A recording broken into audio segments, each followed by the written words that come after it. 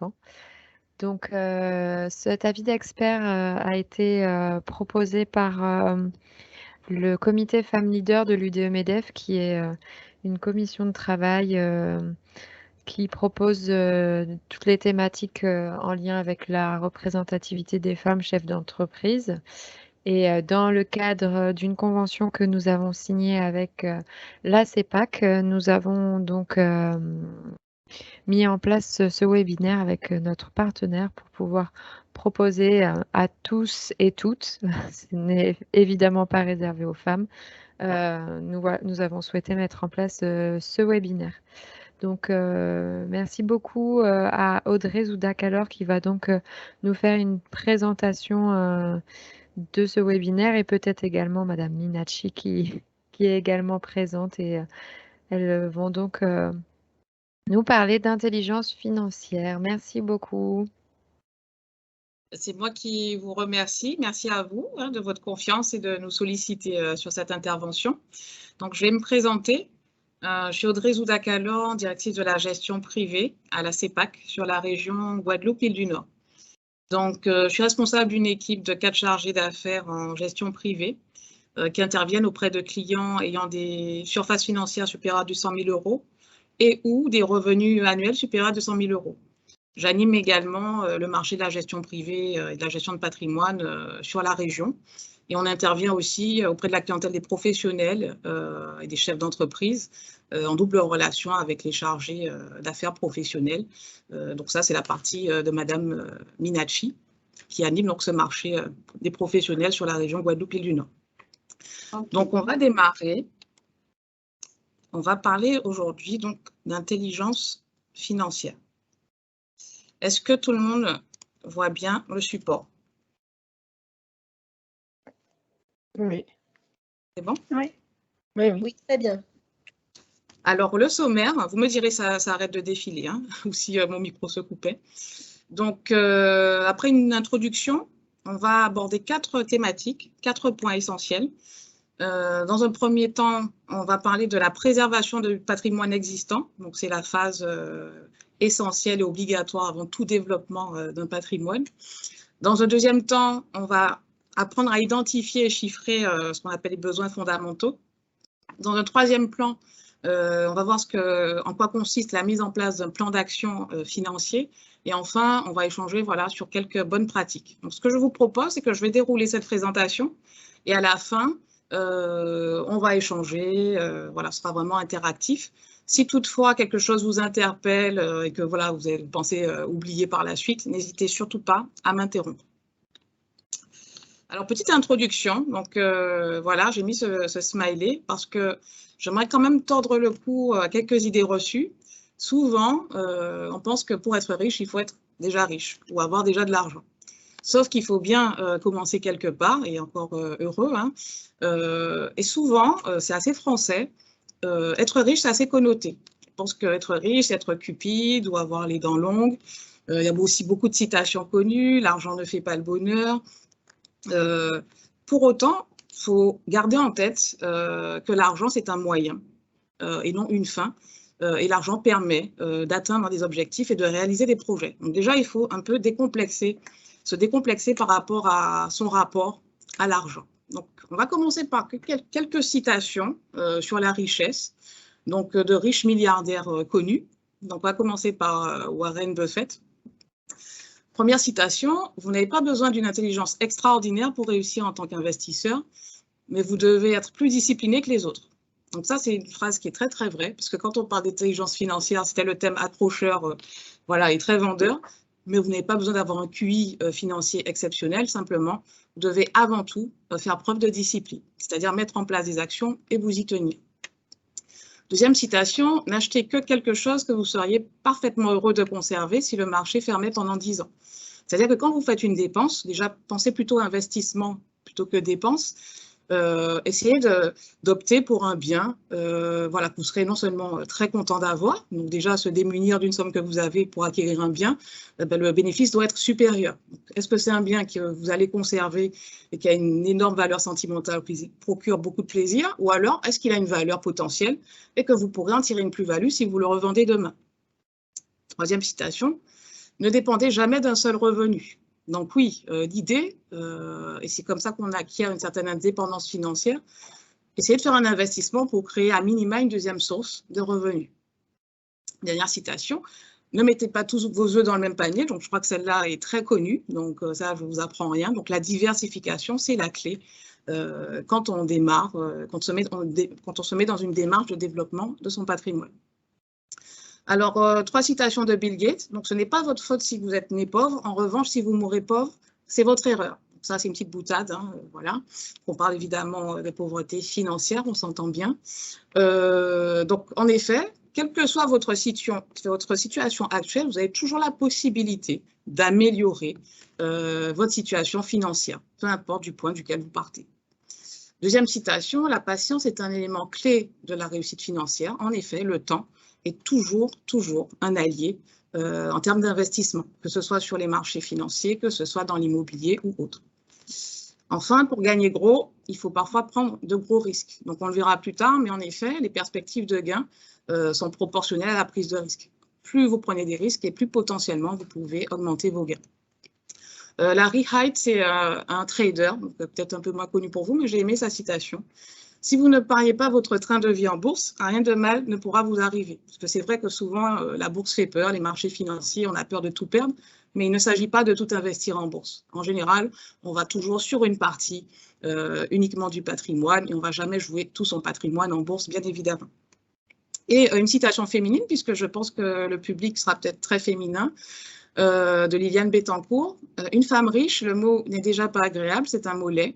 Fortune, c'est mieux, ça va avec chance. Donc, je vais être mignonne aussi parce que c'est vrai qu'en France, riche, souvent, c'est très connoté négativement. Et pourtant, il n'y a pas de mal à vouloir s'enrichir. Comment vous enrichir?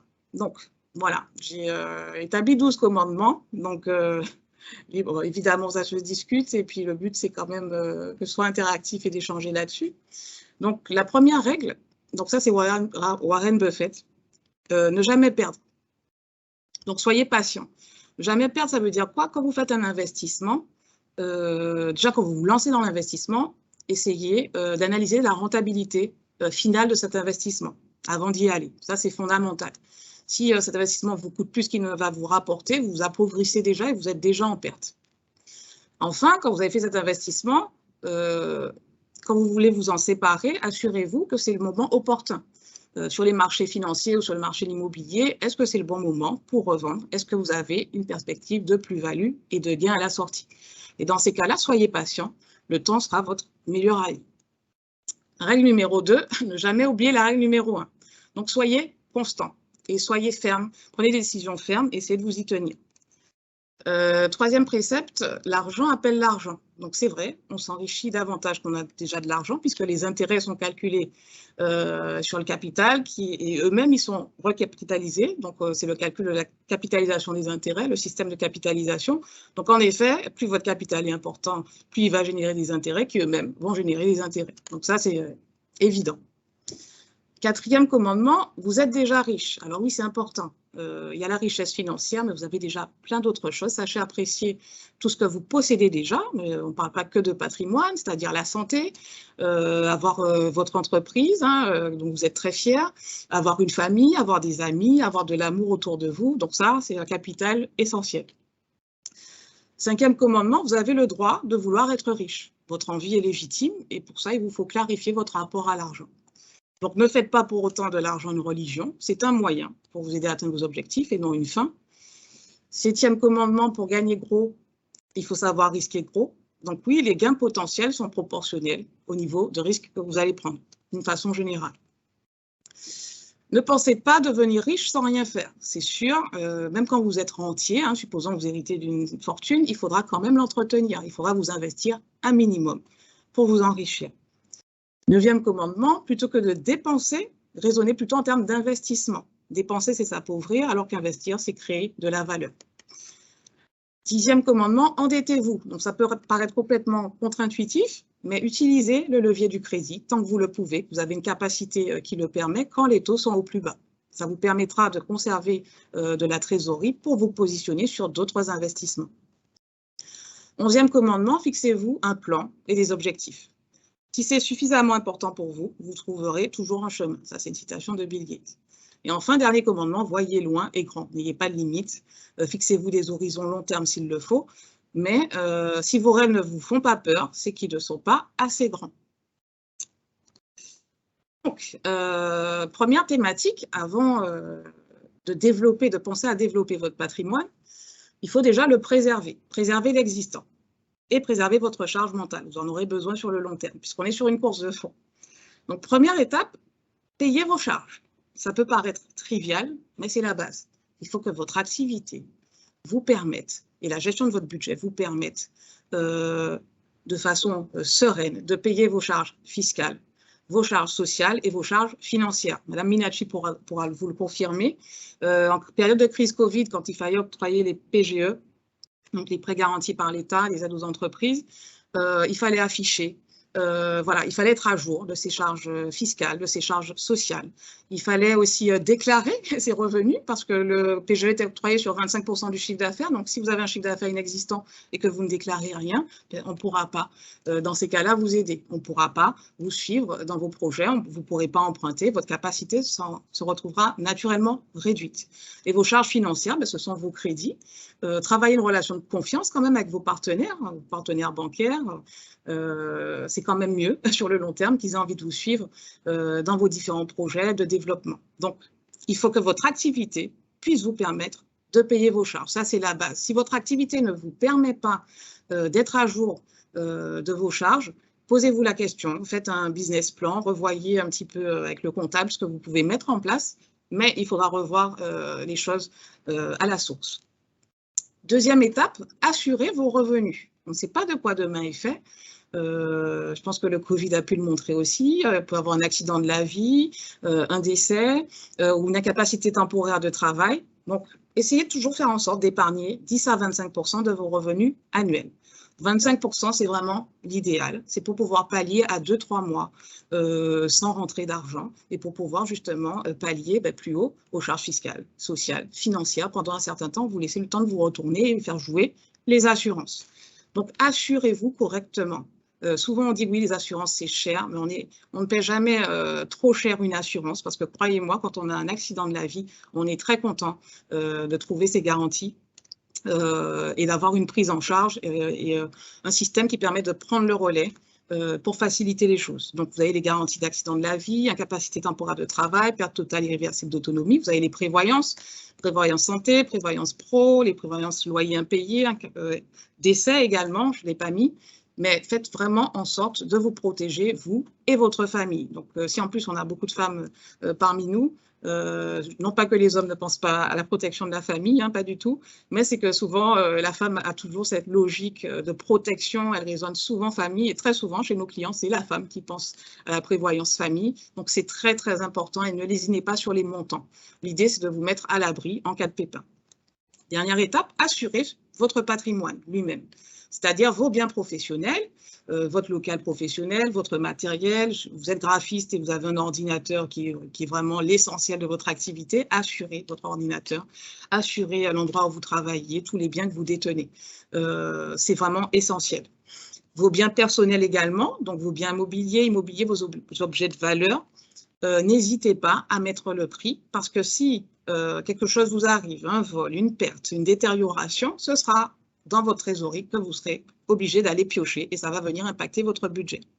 Enfin, assurez vos emprunts. Oui, souvent on entend que l'assurance est chère. Oui, mais on assure quand même des risques très importants. Donc, pensez à l'assurance décès. N'essayez pas de rogner sur les garanties. L'assurance homme-clé également pour les chefs d'entreprise. Ça, ce sont vraiment des choses essentielles et c'est la base. Une fois qu'on a assuré cette base, on peut passer à la deuxième étape, c'est-à-dire identifier et chiffrer les besoins fondamentaux. Donc, la première, le b.a.-ba, soyez vous-même. Quel est votre type de personnalité?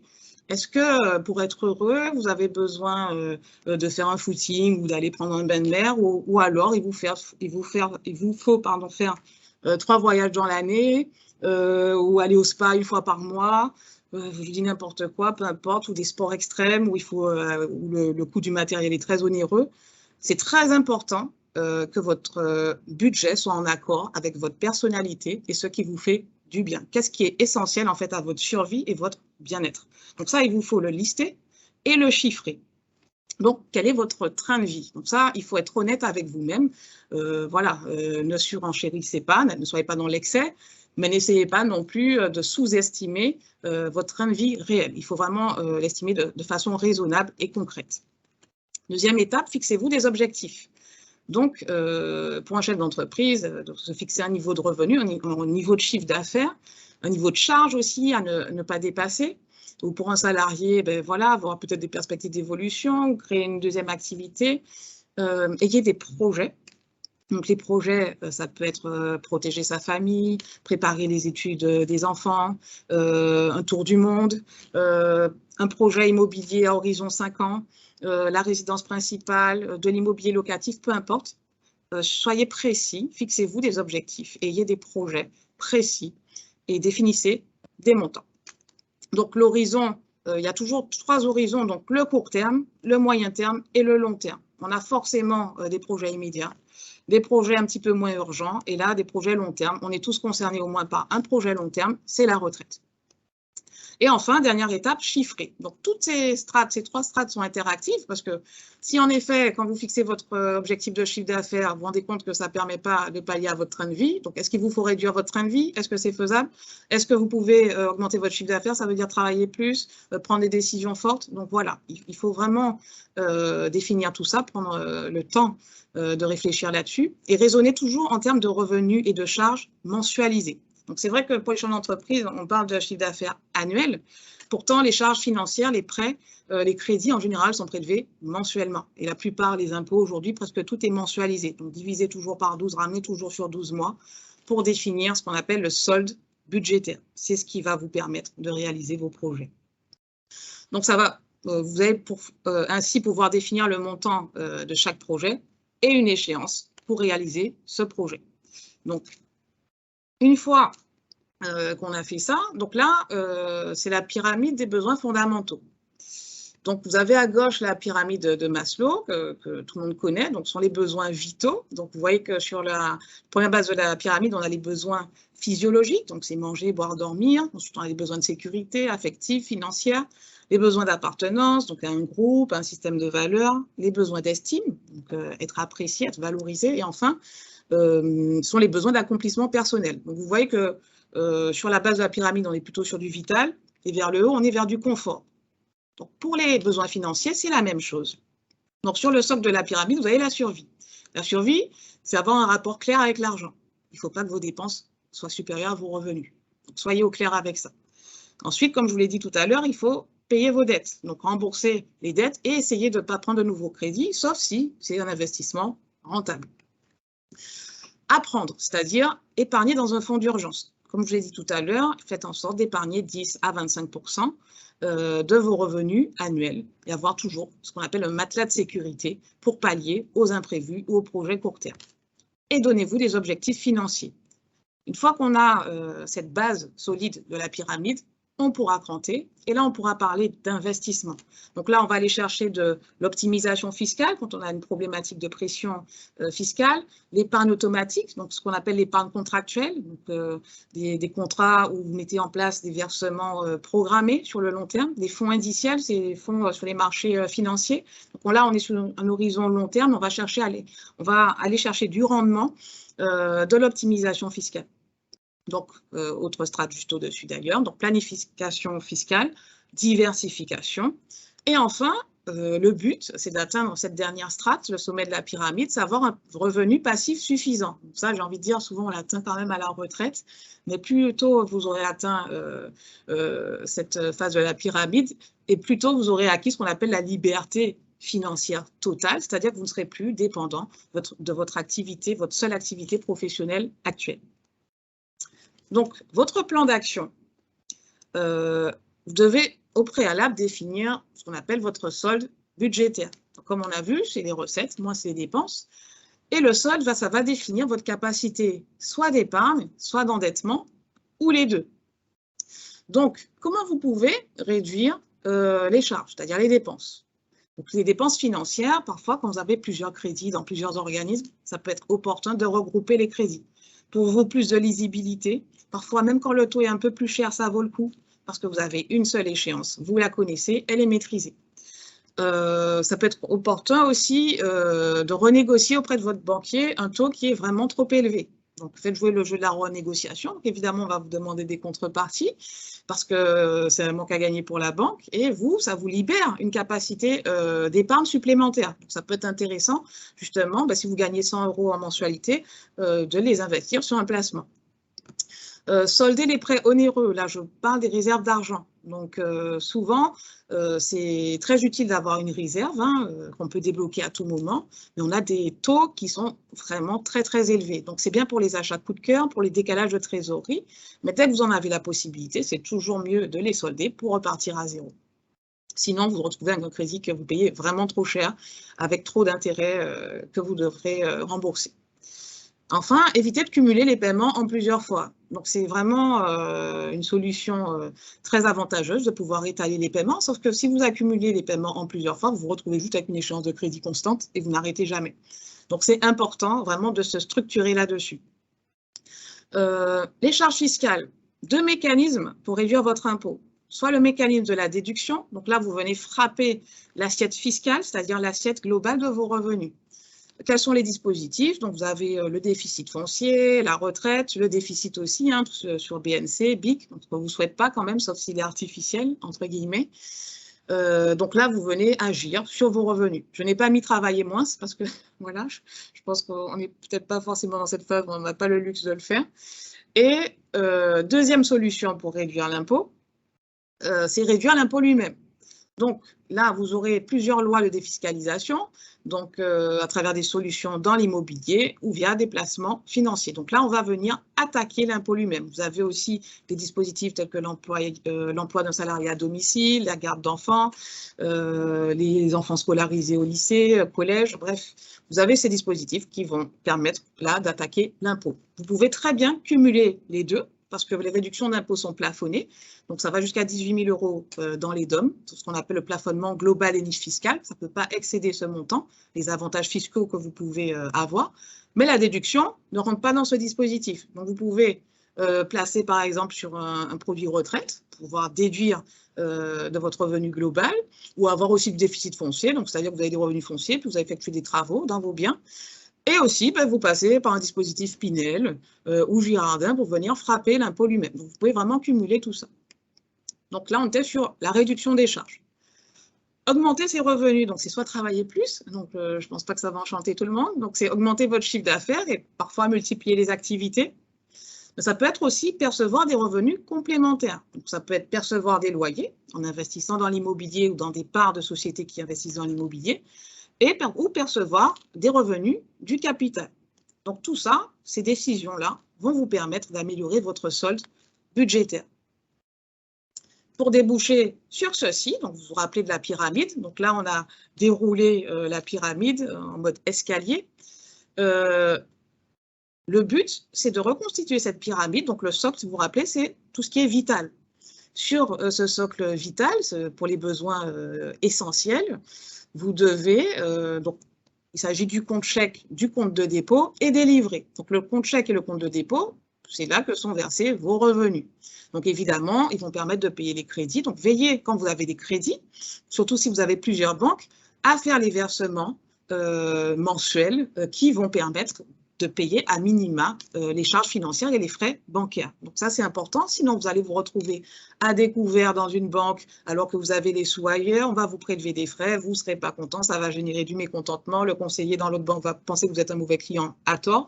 Ça vous génère du stress. Pensez à la charge mentale. Pour développer son patrimoine, il faut être serein. Mettez des versements programmés partout où vous avez des charges. Donc, le compte courant va permettre donc de payer évidemment les charges du quotidien, mais aussi tout ce qui est plaisir, on en a parlé, tout ce qui vous fait du bien, qui participe à votre bien-être, les imprévus, d'accord, et votre capacité d'épargne projet. Donc là, on parle de court terme. Donc, ça va concerner les livrets, le livret A, le livret développement durable, le PEL et le CEL, donc surtout le CEL quand même, qui est 100% disponible, puisque le PEL, on est déjà dans de l'épargne contractuelle. Donc, l'idée, c'est d'avoir votre compte courant avec vos revenus, et sur les livrets, donc 100% disponible, c'est-à-dire que vous pouvez faire des virements à tout moment sur votre espace Internet, au guichet, à l'automate. et vous pouvez verser sur votre compte courant. L'intérêt du livret est vraiment celui-là, c'est de la disponibilité à tout moment sans avoir à contacter votre conseiller.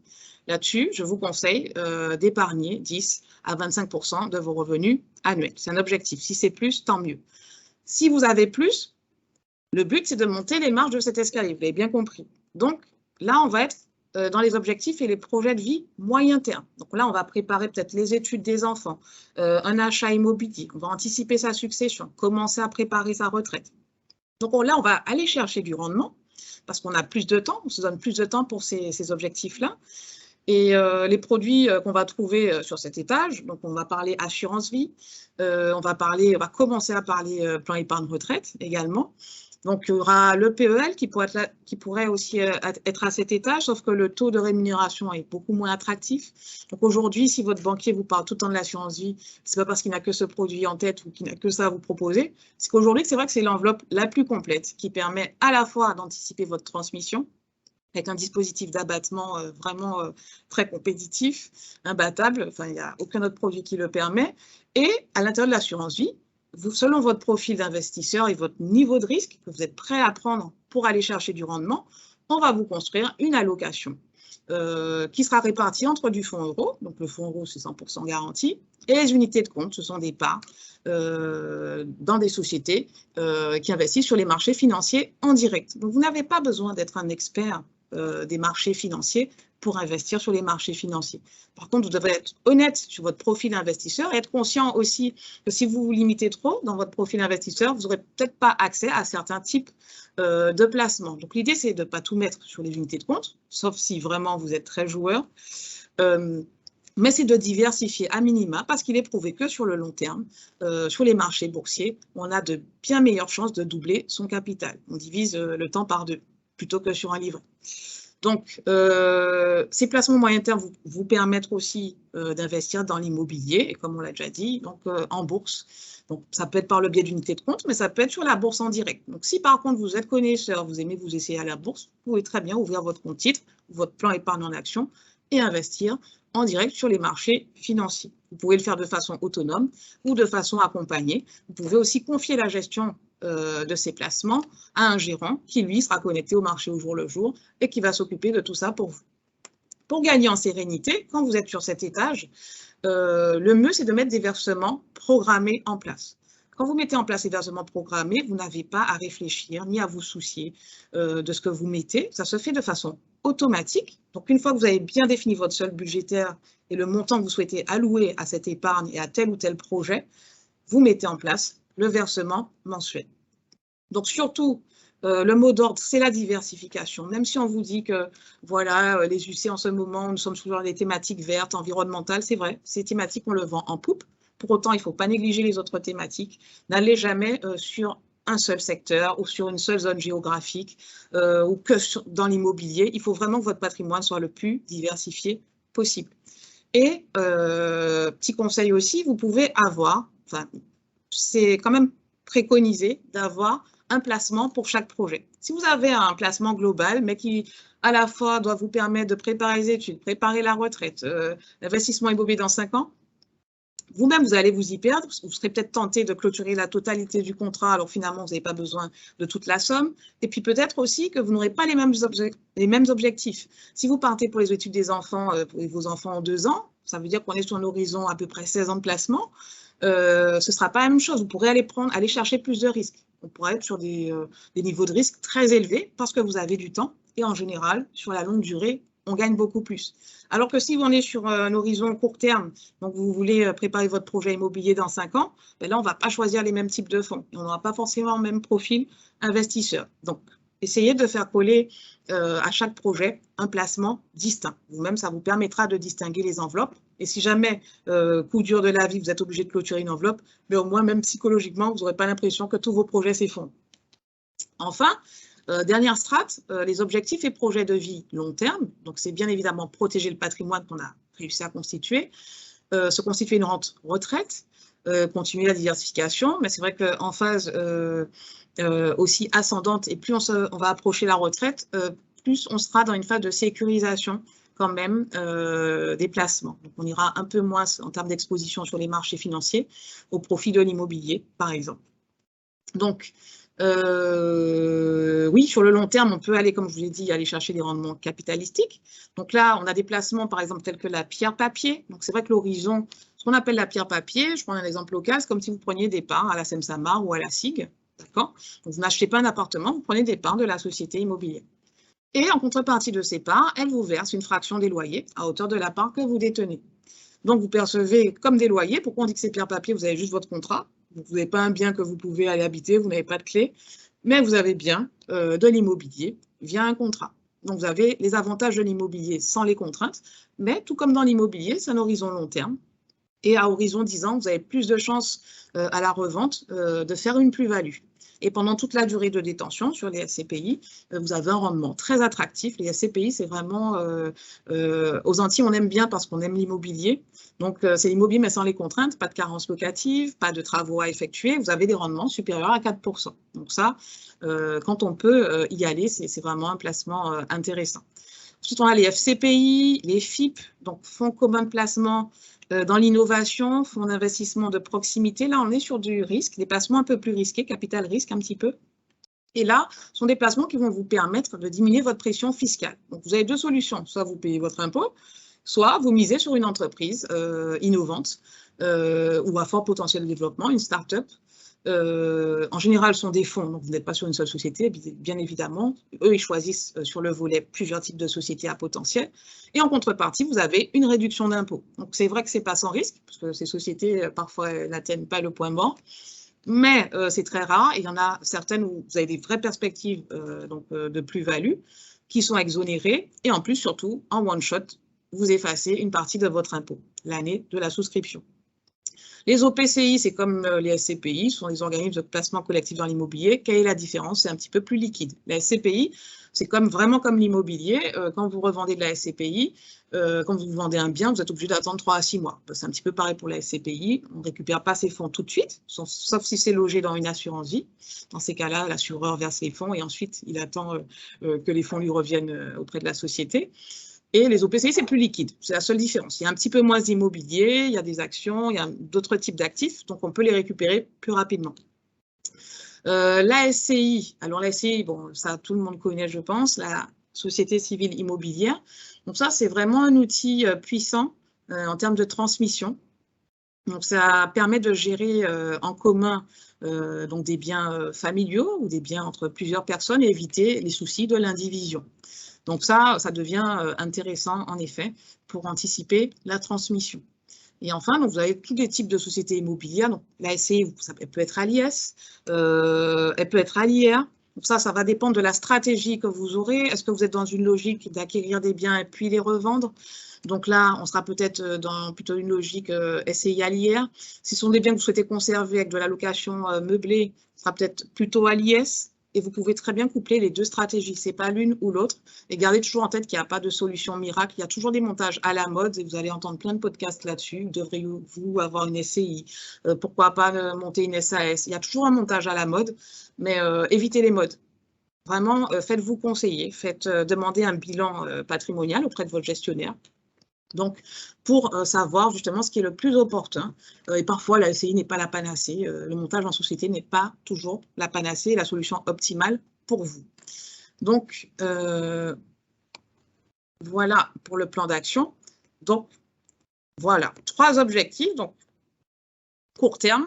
Donc, vous devez définir ce qui va rentrer dans cette strate. Donc, on a dit 10 à 25% des revenus annuels sur des livrets disponibles à tout moment. Le moyen terme, là, ce sont vos objectifs et projets de vie. Mettez en place des OVP sur des placements complémentaires. Il n'y a pas que l'assurance vie, d'ailleurs. D'ailleurs, il y a le plan épargne action, il y a le compte titre, plusieurs enveloppes fiscales à votre disposition, le plan épargne retraite. Tout ça est complémentaire, ce n'est pas l'un ou l'autre. Et sur le long terme, donc, c'est investir dans l'immobilier. Ça vous permet de préparer la retraite. Quand vous utilisez le levier de l'endettement, pendant que vous êtes actif, vous payez votre crédit. Mais une fois qu'il n'y a plus de crédit, au moment de la retraite, ce sont des revenus complémentaires qui vont vous permettre de pallier justement la chute des revenus au moment de la retraite. Enfin, dernier point, Donc, quelles sont les bonnes pratiques? Comment développer votre culture financière? Donc, ce que je peux vous conseiller dans un premier temps, c'est vous abonner aux sites et aux magazines spécialisés. Donc, il y a des magazines Mieux vivre votre argent qui sont très bien faits, les abonnements aussi. Vous vous abonnez au Monde, à la Tribune. Il y a aussi des applications boursières hein, sur les smartphones. Donc, voilà, histoire d'être un peu connecté à ce qui se passe. Vous n'êtes pas obligé de tout comprendre, encore une fois, chacun son métier, mais juste être sensible à ce qui se passe autour de vous. Il y a aussi des applications financières pour définir votre budget. Donc, ou alors, vous pouvez faire un petit fichier Excel, dépenses, charges, et observer votre comportement. Listez tout sur 3-4 mois. Essayez de voir, d'analyser un petit peu votre train de vie. Il y a des applications financières, évidemment, sur la bourse, sur la presse financière. Troisième conseil très, très important, il faut bien s'entourer. Ayez un banquier, un bon banquier, c'est-à-dire un conseiller qui est à l'écoute, avec qui le courant passe bien, à qui vous pouvez vous livrer, parler en toute transparence de vos projets. Un assureur aussi, donc c'est important, ça peut être le même, hein, banquier assureur. La plupart des banques aujourd'hui sont banquiers assureurs. Un comptable, ça c'est très très important, particulièrement pour les chefs d'entreprise. Donc le comptable, son seul conseil, ça ne doit pas être uniquement de vous dire d'augmenter vos charges. Sinon, ce n'est pas un vrai comptable. Changez-en tout de suite. Ça ne peut pas être son seul conseil. Il faut qu'il analyse vraiment en détail votre activité. Donc, créer des charges, certes, mais vous vous appauvrissez. Enfin, votre bénéfice, c'est quand même ce qu'on va étudier. Donc, je laisserai ma miniature parler. Mais pour vous octroyer un financement, donc si vous grignotez trop là-dessus, ben, pensez que vous réduisez aussi votre capacité d'endettement potentiel. Et un notaire, parce que chacun son métier. Mais nous, par exemple, à la gestion privée, nous proposons des bilans patrimoniaux gratuits à nos clients, mais nous ne sommes ni notaires ni comptables. D'accord? Donc, chacun son métier, ni avocat. Donc, nous donnons des pistes, nous sommes vraiment comme le médecin généraliste. On vous fait un bilan, on vous propose des solutions en vous présentant l'impact des solutions à court, moyen, long terme, et aussi l'impact si vous ne mettez pas ces solutions en place, notamment pour la transmission, c'est assez édifiant. Donc, c'est très, très important de bien s'entourer de professionnels dont c'est le métier. Enfin, faites confiance à votre instinct et faites preuve de discernement. Vous entendrez toujours parler autour de vous. Oui, j'ai entendu dire que ça, c'était super, je veux aussi. Ben non. Est-ce que c'est vraiment bon pour vous? Pas forcément. Est-ce que c'est le moment? Pas forcément non plus. Et gardez toujours en tête. Là, c'est bon, je saute une ligne, mais attention aux solutions douteuses. Il n'y a pas de placement miracle. Gardez en tête une chose, s'il y avait un placement miracle, personne n'en parlerait, tout le monde voudrait garder pour lui. D'accord? En général, quand c'est le très bon plan, on n'en parle pas comme ça autour de nous. En général, les places sont rares et chères. Donc, attention quand vous entendez des podcasts, comment vous enrichir en 2 minutes, en diffusant des choses sur Internet, un placement qui va vous promettre 15% sans risque. Soyez en alerte. Et surtout, vérifiez toujours les conseils qui sont prodigués en prenant un deuxième avis. Donc, ça, c'est aussi très important. Ne jamais, comme on dit, acheter son pain à la première boulangerie. Essayez de garder votre esprit critique, même si vous n'êtes pas un expert. Enfin, gardez l'esprit ouvert. Vous pouvez avoir eu une déconvenue dans le temps sur une assurance vie, sur un placement financier ou dans l'immobilier. Ça s'est mal passé. C'est pas parce que ça s'est mal passé une fois, ça se passera toujours mal. Peut-être que vous n'étiez pas investi au bon moment, peut-être que vous avez revendu au mauvais moment, vous avez paniqué, parce que sur les marchés, il faut avoir le cœur bien accroché. Hein. Il faut savoir rester investi même quand les marchés décrochent. Donc ces temps-ci, c'est vrai que les marchés financiers sont très instables. Il ne faut surtout pas sortir, parce que quand vous sortez au mauvais moment, c'est là que la perte s'inscrit en compte. Donc attention aux préjugés, gardez l'esprit ouvert et attention aux décisions impulsives dictées par la peur ou la panique. Et surtout, ce n'est pas parce que, justement, ben voilà, on rebondit sur la dernière phrase, les performances passées ne présagent pas des performances futures. C'est vrai, je peux vous dire, les SCPI, ça a toujours donné 4% et plus. Ça ne veut pas dire qu'il faut mettre tout votre patrimoine sur de la SCPI. On ne sait pas de quoi demain est fait. On n'est pas à l'abri d'une crise dans l'immobilier. Donc, ne privilégiez jamais une seule solution. Le but, c'est vraiment diversifier au maximum et privilégier toutes les enveloppes. Donc, ben voilà pour ma présentation. Nita, est-ce que tu voulais rajouter quelque chose sur la partie plutôt professionnelle? Alors oui, bonjour. C'est vrai que je ne me suis pas présentée au début. Donc, je suis Nita Minacci, je suis responsable du développement du marché des professionnels au sein de la CEPAC sur la zone Guadeloupe-Île du Nord. Donc, je chapeaute sur les mises en marché, sur l'animation, 13 chargés d'affaires professionnels, d'accord? Donc, effectivement, nous travaillons beaucoup avec les professionnels et ils devraient être encore plus attentifs quant à se préparer pour le futur, la retraite, les assurances, la prévoyance, comme Madame Dakalor l'a dit, parce qu'ils ne sont pas salariés, ils n'ont pas certains avantages qu'ont les salariés. Donc, ils doivent se préparer encore plus en amont. Et bien entendu, Audrey aussi l'a dit, nous sommes des banquiers assureurs, on prodigue des conseils, c'est vrai, mais il doit être très proche avec son comptable ou son expert pour avoir les meilleurs conseils. Effectivement, souvent, on entend les professionnels dire, mais oui, mais on m'a conseillé d'augmenter mes charges, etc., etc. Donc, ça induit un petit peu le bénéfice de la structure, mais il faut savoir qu'il y a d'autres façons de faire pour optimiser et investir autrement aussi via la société et bien entendu se préparer sur la partie privée, bien entendu. Parce que demain matin, un professionnel, il ne peut plus travailler, il est en incapacité, il est en maladie. S'il ne s'est pas préparé pour avoir un complément dans ce cadre-là, ou si il perd un membre de sa famille, etc., et c'est l'homme clé de l'affaire, ben, il aura du mal à continuer son activité et puis il aura plus de revenus. D'accord? Donc, il faut verrouiller cela en premier, avant, en préambule, pour pouvoir se projeter dans le futur, parce que tout de suite, on l'a vu tout à l'heure, oui, on veut tous avoir de l'argent, on veut tous être riches, mais ça se prépare. Ça se prépare sur le budget du quotidien, ça se prépare de où est-ce qu'on veut aller, surtout sur la partie professionnelle, et si on veut se diversifier, se développer, mais il faut faire un état des lieux dans un premier temps, et commencer tout doucement, et puis aller là où on est un petit peu à l'aise, et bien entendu être très très bien accompagné par un gestionnaire en patrimoine, pourquoi pas. Voilà. Est-ce que vous avez des questions? Vous souhaitez qu'on approfondisse ou qu'on revienne sur une partie que Madame Dakalor elle a développée tout à l'heure? Ou des choses qu'on n'aurait pas abordées et que vous attendiez peut-être? Bonjour, je m'appelle Brigitte Démocrite. Bon, là, je suis à Paris, mais j'ai eu le lien, donc j'en ai profité. Et en fait, tout à l'heure, vous avez parlé d'assurance.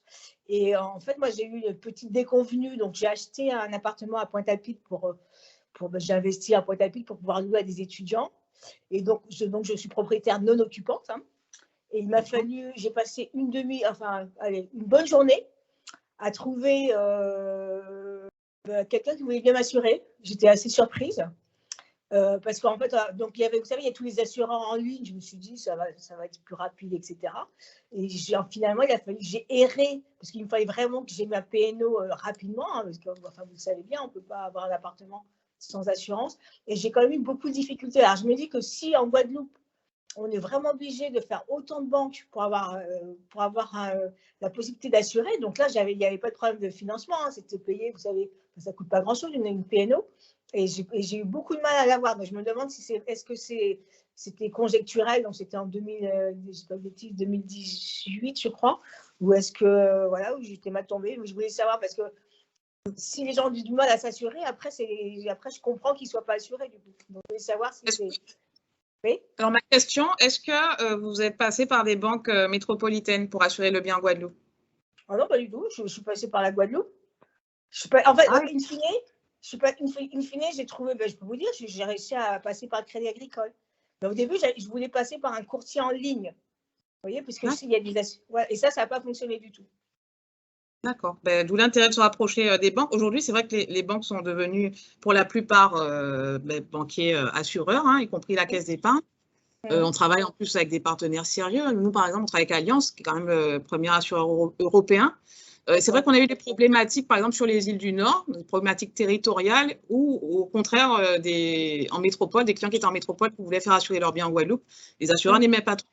Mais en général, en local, les assureurs qui sont bien basés ici ne sont pas trop réfractaires. C'était quel type? Vous parlez de l'assurance du bien lui-même ou l'assurance loyer impayé, ou les deux?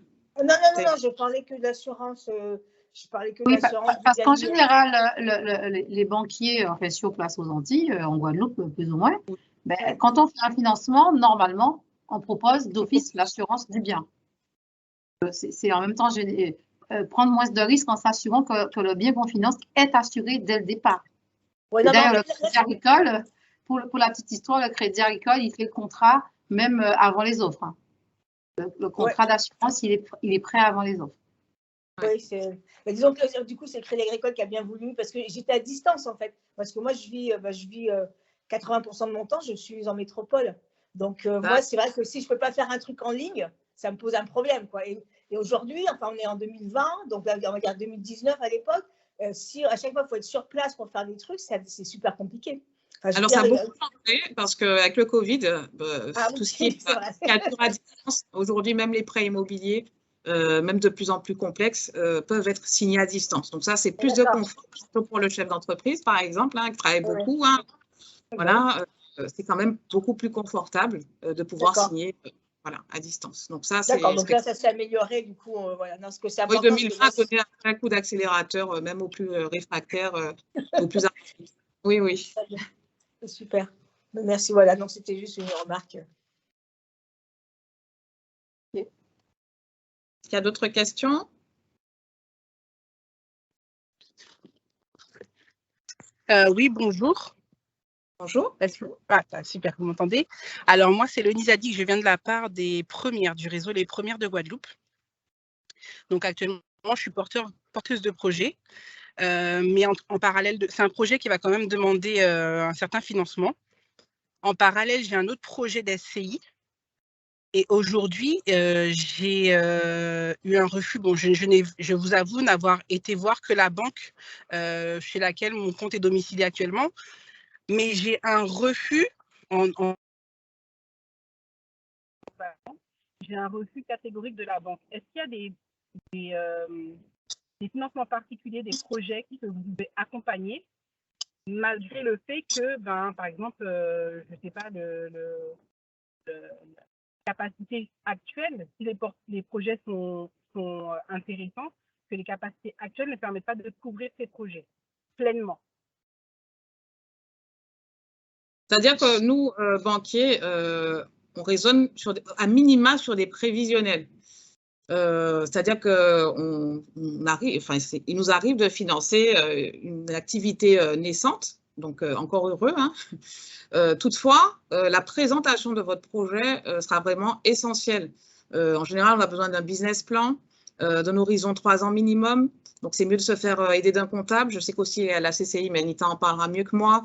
On peut se faire aider pour présenter un dossier vraiment qui tient la route, qui est structuré, chiffré.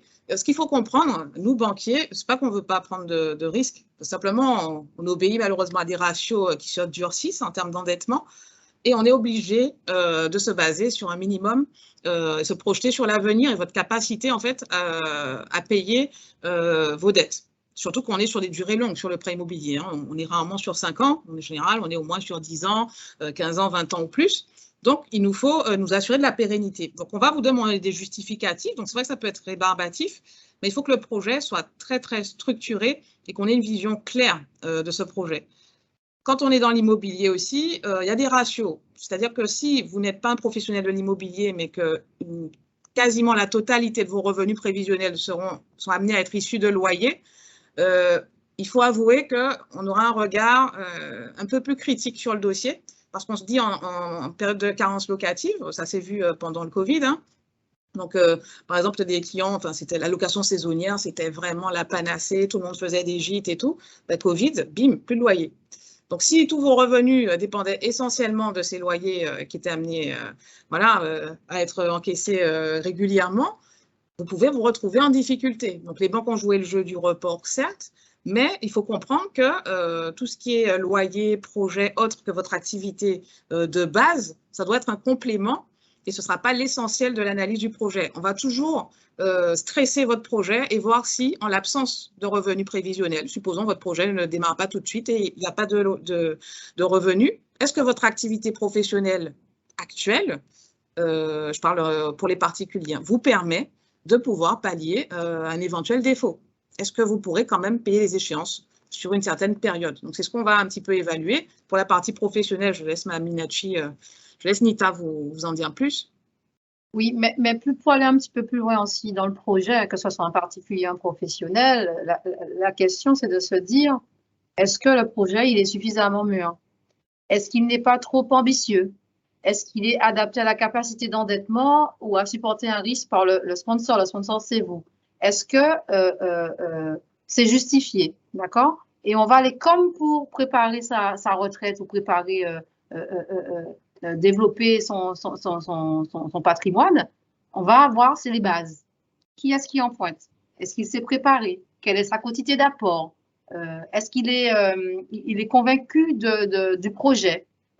Qu'a-t-il mis en place pour? Et bien entendu, si nous n'avons pas de loyer pendant 6 mois, 1 an, comment fait-il pour nous pour honorer ces échéances de prêt?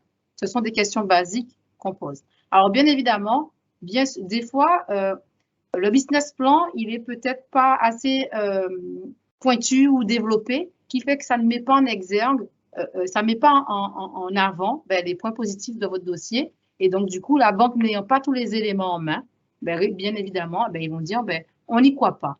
Et bien, on donne un refus. D'accord? Donc, c'est pour ça qu'il faut bien en amont le préparer, se faire aider par un conseil ou un comptable pour bien monter son prévisionnel dans le cas d'une SCI à but locatif. Donc, voilà. Il faut aussi étudier le marché réel. Par exemple, si vous êtes dans la zone, je dis n'importe quoi et sans jugement de valeur, hein, à Anse-Bertrand, vous pensez faire de la location saisonnière, vous mettez un loyer vraiment surévalué par rapport à la zone, comparé à ce qui pourrait se faire, je dis n'importe quoi, sur Saint-François ou sur les zones un petit peu plus touristiques, forcément, on va nous stresser le modèle et on va se dire, est-ce que ça a vraiment été anticipé? Est-ce qu'ils sont conscients du potentiel locatif réel de la zone? C'est pour ça qu'on demande souvent des estimations aussi de valeur locative, donc de plusieurs agences pour confronter un petit peu. Et ce n'est pas que pour nous. Pensez bien, ayez bien à l'esprit que nous, banquiers, évidemment, on voudrait financer tous les projets. Hein. Nous sommes des entreprises, nous sommes là pour faire du bénéfice. Toutefois, même pour vous, ce travail-là est nécessaire et vous permet d'affiner un petit peu votre projet et de prendre une bonne décision. On est aussi là pour vous aiguiller et vous dire, bon, là, vous pensez pouvoir tirer ce montant de loyer. Malheureusement, ça ne paraît pas réaliste par rapport au marché. Est-ce que vous avez vu les agences locatives de la zone? Qui va d'ailleurs prendre en charge la gestion locative? Est-ce que ça va être géré par une agence? Est-ce que c'est vous qui allez vous en occuper? Est-ce que vous avez le temps de vous en occuper s'il s'agit de location saisonnière, c'est-à-dire faire les rentrées, les sorties? Il faut vraiment prendre en compte tous ces paramètres. Et nous, banquiers, en fait, comme l'a dit Nita, si un projet est mûr, on sent qu'il y a eu une vraie étude, une analyse précise, donc du contexte, de la zone, de l'environnement, du potentiel, mais aussi en cas de problème, qui va pouvoir pallier aux échéances. Là, on va quand même analyser le projet, parce que notre but n'est pas de refuser systématiquement dès qu'il manque une virgule. Au contraire, on aimerait pouvoir accompagner le maximum de clients, simplement, et sachez que si vous avez un refus, prenez-le pour vous comme, c'est pas quelque chose de négatif. Ça ne veut pas dire que c'est un non définitif, ça veut dire peut-être qu'il faut plus d'apports, peut-être il faut attendre encore un peu. Peut-être qu'il faut revoir, comme l'a dit Nita, à la baisse. Peut-être que votre projet est trop ambitieux. Commencez déjà par une première étape. Au lieu de faire 5 gîtes, faites-en déjà un. C'est plus ça. Le refus, par contre, définitif, c'est ce qu'on reproche parfois aux banquiers. C'est vrai, je suis contre. Dire non, oui, mais expliquer pourquoi. Et surtout ce que le client peut mettre en place pour justement, dans le futur ou un autre horizon, réaliser quand même son projet. Et c'est là notre force, en fait. C'est là qu'on est censé justement vous accompagner. Ok, merci beaucoup. Merci pour le retour.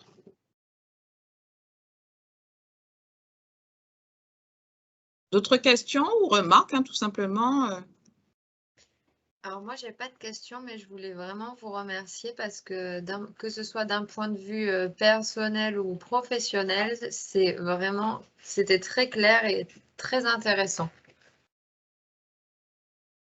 Tant mieux. On sent que Madame Régul, aujourd'hui, elle va venir voir son banquier et elle va préparer son futur. Parce qu'on a maintenant toutes les étapes et la recette pour y arriver, c'est cela? Eh bien, j'y étais il y a 2 semaines, mais ça ouvre d'autres perspectives. C'est vrai qu'on n'y pense pas, ou des fois, on a un peu peur aussi. Il y a des personnes qui se lancent sans se préparer ou pas suffisamment. Et il y en a d'autres qui pourraient éventuellement se lancer, mais ils ont peur de se lancer. Donc, c'est pour ça qu'il faut se demander qui je suis, où est-ce que je veux aller dans 10 ans, qu'est-ce que je me vois faire réellement pour pouvoir se dire, ben, je vais peut-être devoir me lancer et peut-être aller tout doucement avec la petite échelle qu'Audrey a montré. J'ai trouvé ça super. Et on va par étapes. On fait du placement de la trésorerie disponible, un petit peu d'assurance vie, etc. Sachant que, pour rebondir, chaque placement a un objectif particulier. Donc, il faudrait qu'on... C'est vrai que des fois, le client, on lui dit oui, mais vous n'avez pas de retraite et votre décès et la prévoyance et vos enfants et les études. Ça fait autant de placements ou d'investissements qu'il faudrait faire pour un petit peu répondre à tous ces objectifs dans le futur, en fait. Voilà. Le plus important, c'est vraiment d'avoir un plan. Si vous n'avez pas de plan, il n'y aura pas de direction, il n'y aura pas de trajet, il n'y aura pas de chemin. Donc, vous allez juste avoir un courant. Et puis, peut-être un livret que vous avez peut-être laissé au plafond au bout d'un certain temps. Et voilà, vous allez vous dire que ce n'est pas pour vous. Parfois, on se limite aussi. On se dit, ce n'est pas pour moi. Ce sont les riches qui investissent. Et puis, il faut déjà être riche. Il n'y en a que pour les riches. Ça, ce sont des pensées clairement limitantes. Tous les riches sont partis d'un point à zéro pour arriver à un autre point. Et il faut démarrer quelque part. Et riche, c'est un mot aussi un peu surfait. Simplement, vouloir améliorer sa situation financière, préparer sa retraite, atteindre un niveau de confort qui vous donne une liberté financière, de pouvoir dire à votre patron, si vous vous faites licencier, que vous ne vous trouviez pas complètement démuni, ça, tout le monde y a droit. Tout le monde a droit à l'abondance dans sa vie. Donc, il ne faut vraiment pas se limiter là-dessus. Demander des conseils, poser des questions. Soyez curieux. Même si vous ne maîtrisez pas tout, soyez curieux. Ne signez pas les yeux fermés parce qu'on vous a dit, voilà, l'assurance vie, c'est super, j'ai pris une assurance vie. Non, vraiment, ayez un plan. Plutôt que de raisonner d'ailleurs produit, je n'ai même pas envie de vous parler d'assurance vie, raisonnez projet. Et combien vous pouvez allouer à ces projets et quand vous voulez les voir se réaliser. Ça, c'est le plus important. Je vous souhaite une bonne soirée à tous et à toutes. Merci à vous. Merci, bonne soirée. Merci beaucoup, mesdames et messieurs. Au revoir.